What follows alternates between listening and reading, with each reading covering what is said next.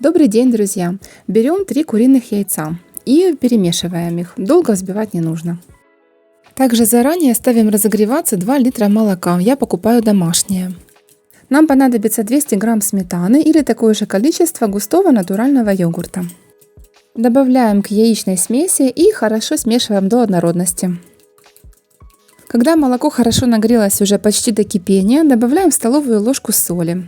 Друзья, сегодня поделюсь простым и быстрым в приготовлении рецептом вкусного домашнего сыра. Добавлю еще пол-ложечки соли, поскольку готовлю этот сыр не впервые, мне хочется более соленый вариант, а вы смотрите по своему вкусу. Также по желанию можно добавить 1-2 чайные ложки любимых приправ.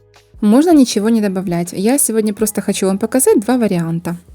Сделали воронку и теперь вливаем яично-сметанную смесь. Готовим сыр на медленном огне, периодически аккуратно помешиваем. Через 5 минут уже начинают образовываться заметные крупинки сыра.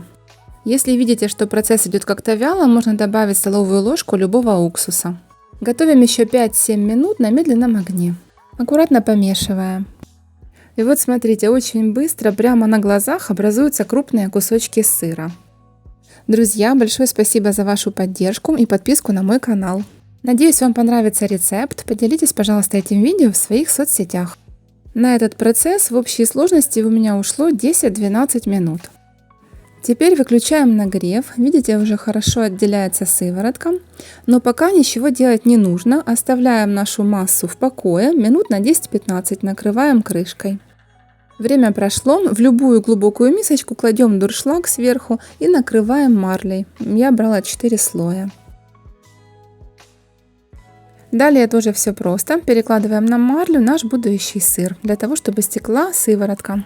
Друзья, полученную в итоге сыворотку выливать, конечно же, не нужно. Этот вторичный продукт очень полезный. В сыворотке есть белок, витамины и аминокислоты, поэтому ее применение очень полезно для нашего организма.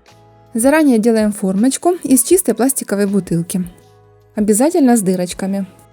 Немного отжимаем сыворотку и помещаем марлевый мешочек с сырной заготовкой внутрь емкости. Видите, через дырочки уже сразу начинает выходить лишняя сыворотка. Немного еще придавливаем руками, так сказать, спрессовываем, чтобы наш будущий кусочек сыра был плотный. К тому же сыворотка напиток низкокалорийный, а значит на фигуру никак не повлияет. Также из нее можно приготовить тесто для блинчиков или вареников по вашему усмотрению. Далее сверху ставим какой-нибудь пресс, я использовала банку с водой, и убираем в холодильник на несколько часов, лучше на ночь. Вкусный и полезный домашний сыр готов. Освобождаем его от марли. Смотрите, какой он плотненький получается. Вот такой же сыр я готовила без добавления специй. Он довольно легко режется, хорошо держит форму, имеет приятный нежный сливочный вкус. Подходит на бутерброды, с чаем или кофе очень вкусно. Из этого количества продуктов выходит кусочек около 500 грамм сыра. Друзья, пробуйте приготовить по такому простому и быстрому рецепту. И напишите, пожалуйста, в комментариях, как вам такой сыр. Надеюсь, вам понравится.